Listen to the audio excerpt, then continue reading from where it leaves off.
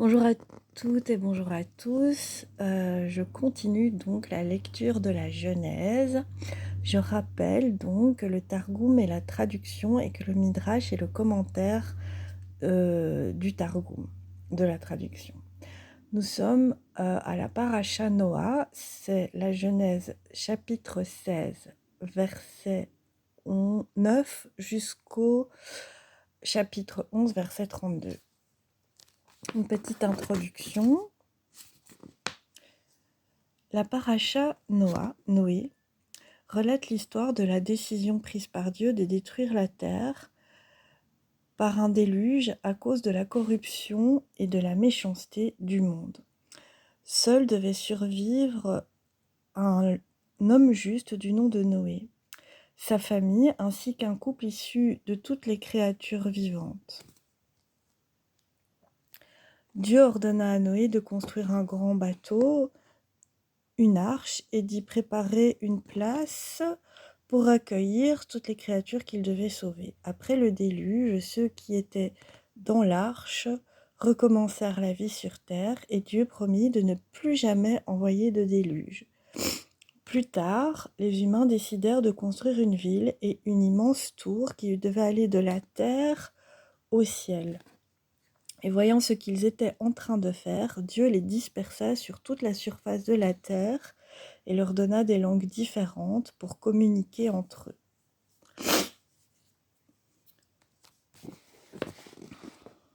Dieu observa la terre et vit qu'elle était un lieu de déchéance. Les humains étaient corrompus. Ils avaient fait des lois, puis refusaient d'y obéir. Ils étaient soucieux uniquement de leur profit personnel. L'égoïsme, la cruauté et la malhonnêteté l'emportaient. Dieu décida donc de détruire toute vie sur terre par un déluge. Il ordonna à Noé, considéré comme un juste, de construire une arche dans laquelle il placerait sa famille, ainsi qu'un mâle et une femelle de toute espèce vivante sur la terre. Noé construisit l'arche et lorsque le déluge survint, tout ce qu'il s'y trouva survécut. Excusez-moi de renifler. Après 150 jours de déluge, les eaux baissèrent et l'arche se posa sur le mont Ararat situé dans l'est de la Turquie actuelle. Noé envoya un corbeau hors de l'arche. Ah, ça c'est mon chat. Qu'est-ce que je fais?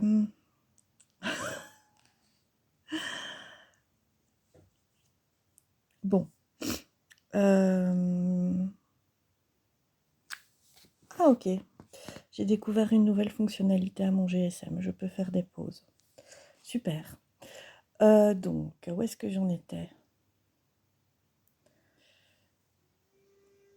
Alors, après 150 jours de déluge, les eaux baissèrent et l'arche se posa sur le mont Ararat, situé dans l'est de la Turquie actuelle. Noé envoya un corbeau hors de l'arche pour rechercher des terres sèches. Puis il envoya une colombe, et lorsqu'elle revint avec une branche d'olivier dans le bec, il comprit que les eaux du déluge s'étaient retirées. Noé, sa famille, ainsi que toutes les créatures vivantes quittèrent l'arche. Dieu promit que plus jamais le monde ne serait détruit par un déluge. Il fit apparaître un arc-en-ciel dans les cieux comme signe de cette promesse. Après le déluge, les humains se multiplièrent sur la terre. Ils parlaient une seule langue et ils construisirent une cité ainsi qu'une haute tour dans le pays de Shinéar. Il a dit quelque chose là-dessus? Selon la Genèse, Shinéar est un des noms de Babylone. Ok. Bâtissons-nous donc une ville et une tour dont le sommet atteigne le ciel. Faisons-nous un nom afin que nous ne dispersions pas. Faisons-nous un nom afin que nous ne nous dispersions pas sur la terre. Genèse, paragraphe 11, verset 4. Dieu vit ce qu'il faisait et cela lui déplut. Ainsi, ils sont un seul peuple. Ils parlent tous la même langue et ce n'est là que le commencement de leurs actes. Maintenant, rien ne les empêchera de réaliser tous leurs projets. Genèse, paragraphe 11, verset 6. Craignant qu'ils n'abusent de leur pouvoir, Dieu les dispersa sur toute la terre et confondit leur langage afin qu'ils parlent plusieurs langues et ne se comprennent plus les uns les autres. La cité de Shinéar où ces événements se déroulèrent furent nommés Babel, ce qui signifie confusion. D'accord. Après cela, le fils de Noé, Sem, eut un fils du nom d'Arpaxhat, qui engendra Shéla, qui engendra Héber, qui engendra Péleg, qui engendra Réou, qui engendra Séroug, qui engendra Nahor, qui engendra Téra. Celui-ci avait 3 fils, Abram, Nahor et Haran.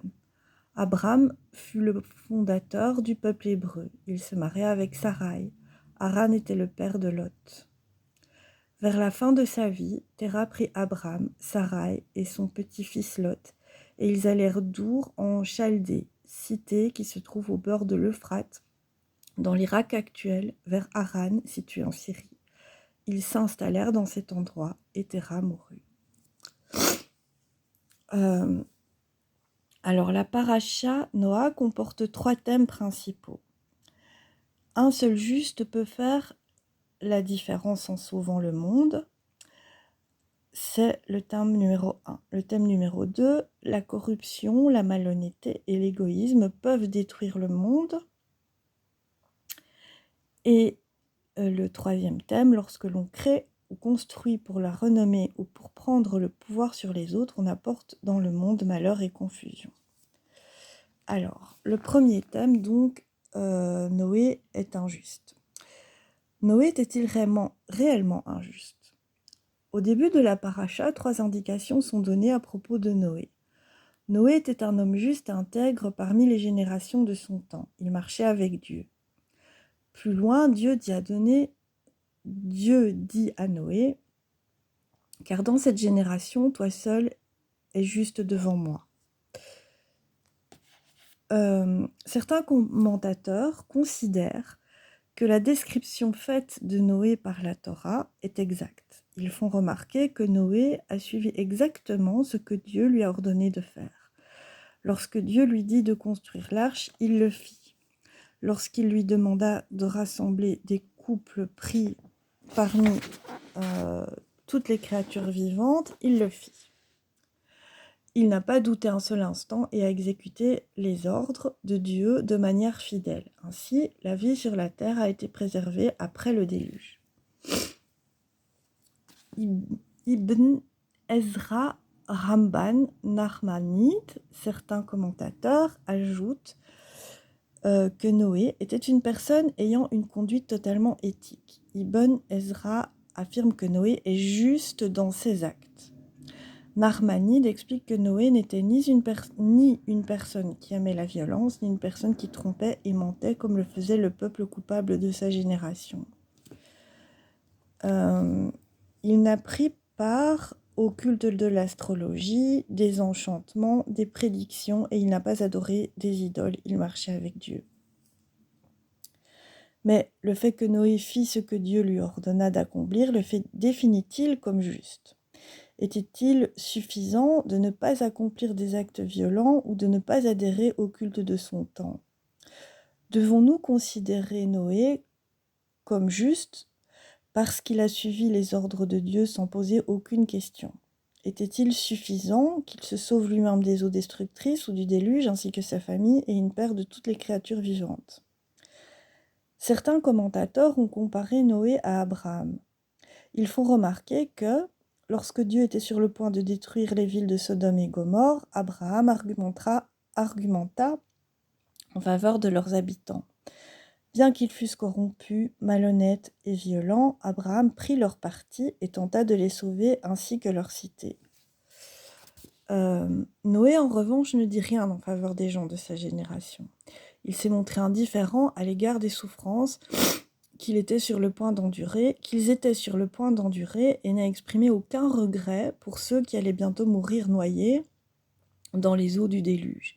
Il ne fit aucun effort pour les défendre ou pour intercéder auprès de Dieu en leur faveur, et Noé obéit simplement aux ordres et construisit l'arche.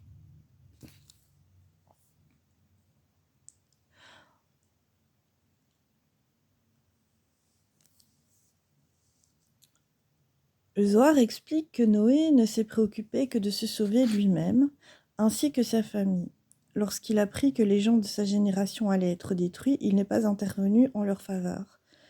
Sa justice portait le cachet de la médiocrité. Ça vient de où, ça?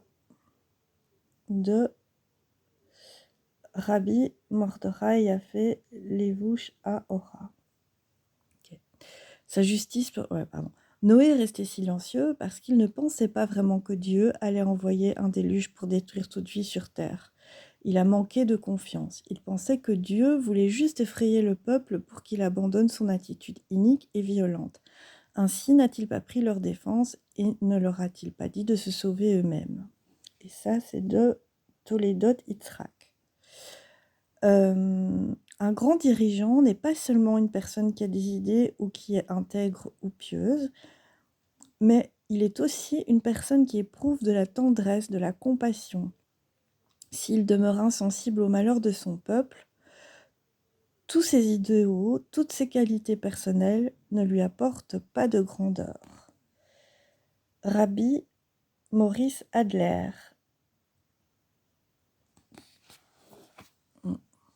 Je continue. Rabbi Berakia, dans le Talmud, se demande pourquoi Noé n'a pas au moins prié pour que sa génération se repente et soit sauvée. Apparemment, Noé était un homme pieux qui marchait avec Dieu. Mais sa piété ne l'a pas conduit à se soucier du bien-être des autres. À aucun endroit de la Torah ne raconte qu'il est sorti pour avertir les gens autour de lui qu'un terrible déluge était sur le point de s'abattre sur eux et de les détruire.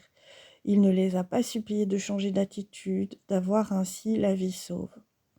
Noé, semblerait-il, était plus préoccupé de sa propre sécurité et de sa survie que de celle de ses amis et de son entourage. Pour Rabbi Elimelech de Liesjensk, je ne sais pas si je le prononce correctement, Liesjensk, un maître racidique du XVIIIe siècle, il y a deux types de justes.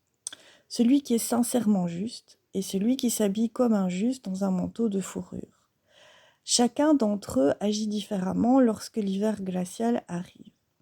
L'un sort et ramasse du bois pour faire du feu, et l'autre s'enveloppe dans son manteau de fourrure.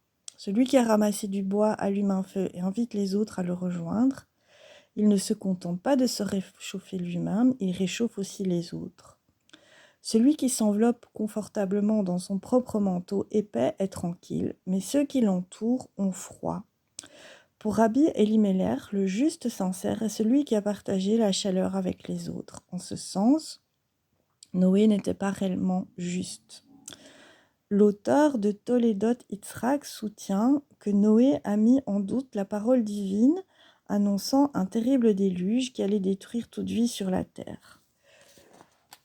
Noé ne pouvait pas croire qu'une telle destruction puisse se produire. Par conséquent, il garda l'information pour lui plutôt que de la partager avec les autres. Au lieu de les avertir et ainsi de leur permettre d'en appeler à Dieu ou de construire leur propre arche, il préféra ne rien dire. Peut-on réellement considérer juste une personne qui cache de telles informations? Et quel genre de dirigeant a-t-il été? Il n'est dit nulle part qu'il a eu des disciples ou des étudiants. Il construisit son arche tout seul. Il semble qu'il ait été un solitaire, un juste dont l'influence ne s'est exercée que dans le cercle familial restreint. Les commentateurs soulèvent même des questions essentielles à propos de la famille de Noé. Certains affirment que ses enfants ont été sauvés à cause de sa justice et non à cause d'actions de justice qu'ils auraient accomplies eux-mêmes. Tout comme leur père, aucun n'a élevé la voix pour défendre ceux qui allaient être détruits. En outre, ils n'ont pas plus averti les autres, ni demandé à Noé de construire des arches supplémentaires pour sauver d'autres personnes ou d'autres formes de vie. De manière tragique, Noé a échoué, car il n'a pas transmis l'idéal de justice, y compris à ses trois fils, Sem, Cham et Japhet.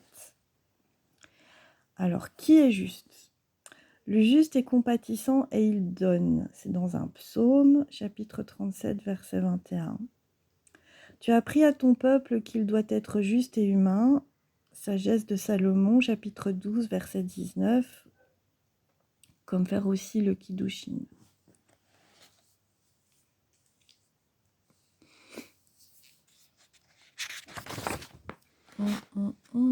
Ainsi, on peut se poser la question de savoir jusqu'à quel point Noé fut juste. Était-il suffisant de construire une arche, de sauver sa famille et certaines créatures vivantes qui furent placées comme Dieu le lui avait ordonné? N'aurait-il pas dû protester à propos de ce que Dieu était sur le point de faire, comme le fit Abraham à l'annonce de la destruction de Sodome et Gomorrhe, voir la Genèse?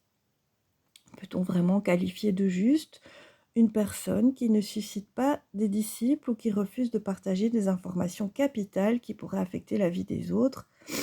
Noé était-il réellement injuste? Alors, le chapitre 2. Pourquoi Dieu envoya-t-il le déluge? Lorsque la Torah décrit la création, elle dit qu'elle est bien. Cependant, quelques chapitres plus bas, dans le récit de Noé, nous lisons ces paroles prononcées par Dieu. Le terme de toutes les créatures est arrivé selon moi, car la terre est remplie de violence à cause d'elle. Voici, je vais détruire avec la terre. Je vais les détruire avec la terre. Que s'est-il passé? Comment Dieu, qui avait qualifié la création de bien, voire de très bien, peut-il désormais planifier sa destruction? La Torah utilise deux mots pour décrire la situation à l'époque de Noé et pour expliquer ce qui a incité Dieu à envoyer les eaux destructrices du déluge, Shiret, corruption, et Ramas, violence. Quelle était la nature de cette corruption et de cette violence? Était-elle grave au point de justifier la destruction de toute vie sur terre? Les rabbins se sont posé ces questions il y a des siècles de cela. Ils disaient que la génération de Noé avait eu la chance de vivre une période de prospérité. Les récoltes étaient abondantes, ils vivaient des centaines d'années sans maladie, souffrance ou peur. Le temps était toujours clément, personne ne manquait de quoi que ce soit. En conséquence, nous disent les rabbins, la génération de Noé a commencé à considérer tous ces avantages de la vie comme allant de soi. Il ne ressentait pas le besoin de remercier Dieu pour tout ce dont il profitait. Pourquoi devrions-nous perdre notre temps à prier Dieu et à le remercier, disait-il? Nous n'avons pas tout ce dont nous avons besoin. Qu'est-ce que Dieu peut faire de plus pour nous? Beaucoup ont cessé de servir Dieu. Leur intérêt personnel les a conduits à la conclusion que rien n'avait plus d'importance ou n'était plus sacré que de prendre soin d'eux-mêmes. Le souci des autres n'était pas dans leur priorité. Puisqu'ils ne croyaient plus en Dieu, ils avaient perdu la notion que chaque individu est créé à l'image de Dieu, ou encore que chaque vie humaine est sacrée et doit être protégée. En conséquence de cela, ils devinrent suspicieux les uns à l'égard des autres. La confiance mutuelle vola en éclats et la violence augmenta. Personne ne s'occupait des pauvres, des malades ou de ceux qui n'avaient plus de domicile. Ils cherchaient à profiter les uns des autres. Ils volaient, mentaient et assassinaient. Ils soudoyaient les juges. Ils trouvaient des failles dans la loi et la déformaient afin qu'elle s'accorde à leur objectif égoïste. À la fin, leur civilisation était soumise à la cruauté, la terreur, la peur et la haine. La Torah indique que Dieu prit la décision de détruire la vie sur terre à cause de Ra'at à Adam, des méfaits des êtres humains. Et la génération de Noé, nous dit la Torah, passait son temps à planifier et concevoir rien d'autre que le mal toute la journée. Genèse chapitre 6 verset 5. Cependant, n'y avait-il aucun bon moyen de les sauver? Si Dieu est bon et s'il a créé un monde si bien, pourquoi la génération de Noé n'a-t-elle reçu aucun avertissement? ne s'était lui accordé aucune possibilité de modifier son comportement. Peut-être aurait-il pu être secouru, peut-être, comme le peuple de Ninive à l'époque de Jonas, se serait-il repenti et aurait-il demandé à Dieu de pardonner leur violence et leur cruauté. Peut-être que ce terrible déluge n'était pas nécessaire. Les rabbins, dont les propos sont conservés dans le Midrash Tarhuma, ont expliqué que Dieu voulait que la génération de Noé change de comportement. C'est la raison pour laquelle Dieu ordonna à Noé de construire une arche. Elle devait servir d'avertissement pour sa génération, mais personne n'y prêta attention. Voici comment les rabbins décrivent ce qui s'est passé. Dieu dit : si Noé commence à construire l'arche, les gens se réuniront autour de lui et lui demanderont : que fais-tu ? Il répondra alors : je construis une arche parce que Dieu va provoquer un déluge sur la terre. Dieu espérait que l'arche serve d'avertissement, mais la génération de Noé ne s'intéressait pas à ce que Noé était en train de construire. Dans un autre texte, les rabbins nous disent : Noé planta des cèdres quand les personnes de sa génération lui demandèrent : pourquoi plantes-tu des cèdres ? Il leur dit : Dieu va provoquer un déluge et m'a ordonné de construire une arche pour moi et pour ma famille afin de nous y réfugier. Lorsqu'ils entendirent ces paroles, ils se mirent tous à rire et à se moquer de lui. Plus tard, lorsqu'il commença à couper les cèdres et à préparer le bois, ils lui demandèrent : que fais-tu avec ce bois de cèdre ? Il les avertit à nouveau à propos du déluge, mais ils n'y prêtèrent pas attention et refusèrent de se repentir. Midrash Tanhuma Noah. Les rabbins démontrèrent ainsi que Dieu ne voulait pas détruire toute vie sur la terre. La possibilité d'éviter le déluge fut offerte maintes fois à la génération de Noé, mais elle n'abandonna pas sa criminalité et sa corruption. Et les êtres humains continuèrent à être violents les uns envers les autres. La cupidité, la méfiance, la tromperie et la malhonnêteté régnaient à leur époque. Dieu voulait les sauver, préserver la vie, mais ils refusèrent de coopérer. Ils auraient pu changer le cours de l'histoire, mais ils n'ont pas voulu se transformer eux-mêmes. Alors ici, je voulais lire ce qu'il y avait écrit ici. En quoi était-il corrompu et violent ? Le peuple de cette génération dit : pourquoi avons-nous besoin de Dieu ? Nous n'avons pas besoin de pluie. Nous recevons suffisamment d'eau, d'autres sources, de toutes les rivières et de tous les puits de la terre. Un homme prenait 2 femmes, l'une pour porter ses enfants et l'autre pour le plaisir. Ils échangeaient leurs femmes. Quand quelqu'un apportait au marché une corbeille remplie de pois, il était entouré par un groupe d'individus. Chacun d'entre eux lui volait une quantité inférieure à une prouta, une quantité si infime qu'elle ne peut être considérée comme l'objet d'un délit. Mais très vite, la corbeille était vide. La victime ne pouvait même pas présenter son cas devant un juge parce que chaque voleur avait astucieusement pris une quantité inférieure à celle punie par la loi. Ils avaient déplacé les bornes de leurs voisins pour étendre leur propre domaine. S'ils voyaient un bœuf ou un âne aux mains d'un orphelin, d'une veuve, ils le prenaient.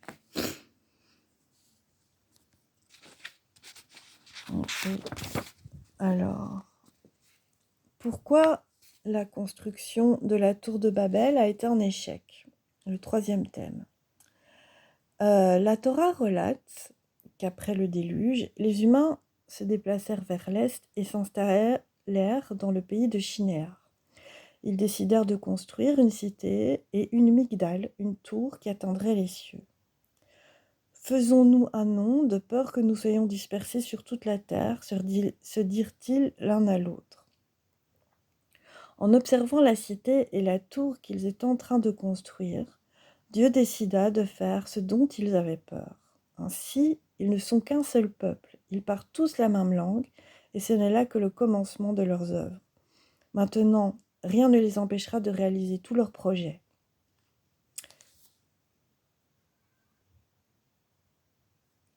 Et pour cette raison, Dieu les dispersa à travers le monde entier et leur fit parler des langues différentes. La cité où se déroulèrent tous ces événements s'appelait Babel, ce qui signifie confus, mélangé. Et cela, et cela apparaît comme une description appropriée de cet épisode. Néanmoins, ce récit n'est pas sans soulever certaines questions. Qu'y a-t-il de mal à ce qu'un peuple construise une migdale, une tour? Ne vaudrait-il pas mieux que tous les peuples parlent la même langue? La communication entre les humains n'en serait-elle pas facilitée, entraînant une meilleure coopération ainsi que la paix? Abravanel, conseiller des rois et des reines d'Espagne et du Portugal, expliqua qu'avant de commencer la construction de la tour, les gens vivaient en paix les uns avec les autres. Ils partageaient tout de manière équitable et ils faisaient preuve de générosité. Mais dès qu'ils eurent débuté la construction, ils commencèrent à se disputer âprement les uns avec les autres. Ils se querellèrent pour savoir qui allait cuire les briques, qui allait les transporter et qui les placerait sur la tour. Chacun voulait s'attirer le mérite de la pose de la première brique vers une nouvelle rangée, la primeur sur le style, la couleur des motifs ou l'organisation du travail. Ce projet de construction d'une tour les rendit jaloux les uns des autres. Il causa même de la haine entre eux. Ils s'intéressaient plus à entrer en compétition les uns avec les autres pour la gloire qu'à participer au bien de l'humanité tout entière. Par conséquent, Dieu détruisit la tour et dispersa les humains sur toute la terre. Beno Jacob. Rabbi Beno Jacob, 1862-1945, est un savant bibliste moderne. Il suggère que ceux qui construisirent la tour échouèrent car leur objectif était erroné.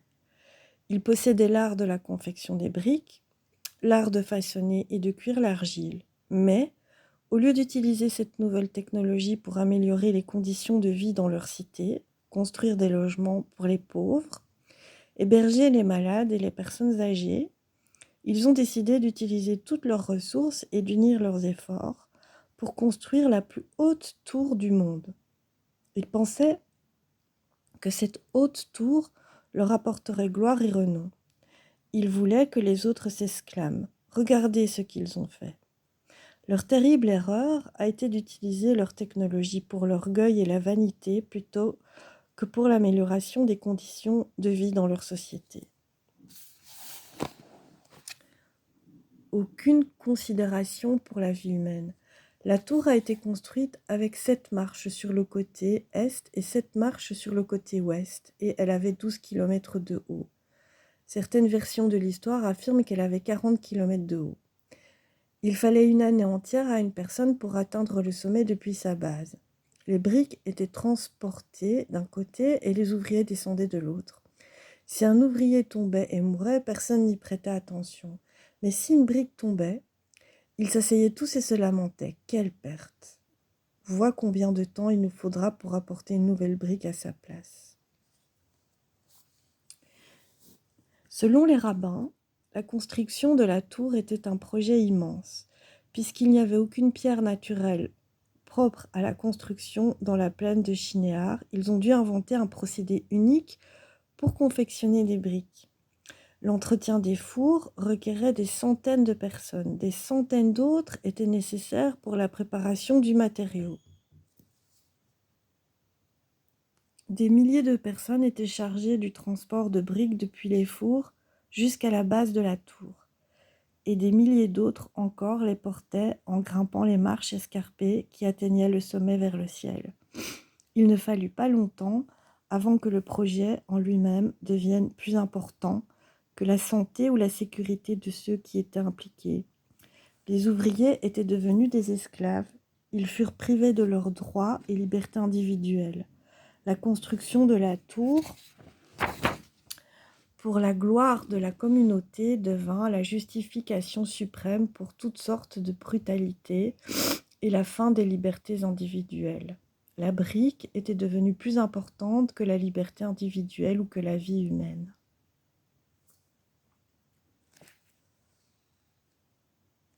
Le commentateur italien Ovadia Sforno, 1475-1550, scientifique et philosophe, vécut à l'époque amère de l'Inquisition. Les Juifs souffraient terriblement et étaient parfois mis à mort pour leurs convictions religieuses différentes. Il dénonça la génération de la tour de Babel pour une autre raison. Leur véritable crime, dit-il, ne résidait pas dans la façon dont ils ont érigé la tour, mais dans ce qu'ils ont cherché à accomplir en la construisant. Leur objectif était, selon Sforno, une seule religion pour tout le monde, une manière unique d'appréhender le monde, une seule organisation politique reconnue. Les constructeurs de la tour pensaient que les divergences d'opinion, les controverses, les variétés des croyances étaient dangereuses et inacceptables. Ils étaient opposés à la liberté de penser et à toute forme de discussion. Ceux qui mettaient en question leur autorité ou leur façon de voir devaient être brisés. Selon Sforno, lorsque Dieu vit que les constructeurs de la tour étaient en train d'annihiler la liberté de penser, il lui apparut nécessaire d'intervenir et de disperser les humains sur toute la terre. Comme nous avons pu le constater, les commentateurs sont parvenus à différentes interprétations essentielles de la destruction par Dieu de la tour de Babel. Ce projet a engendré jalousie et compétition sans pitié entre les humains. Il a incarné aussi une mauvaise utilisation de la technologie et une insensibilité cruelle à l'égard de la valeur de la vie de chaque individu. Il a insufflé un patriotisme d'apparence et a fini par mettre en péril la liberté. Peut-on affirmer que Dieu a en réalité sauvé l'humanité de la catastrophe en détruisant la tour de Babel et en dispersant l'humanité avec différentes langues et traditions aux quatre coins de la terre ? Peut-être le message fondamental de la Torah dans ce récit de la construction de la tour de Babel est-il de bien comprendre que nos différences de langage, de culture et de tradition représentent une force réelle et une vraie bénédiction pour l'humanité. Et je vais m'arrêter là. Je vous remercie de m'avoir écouté.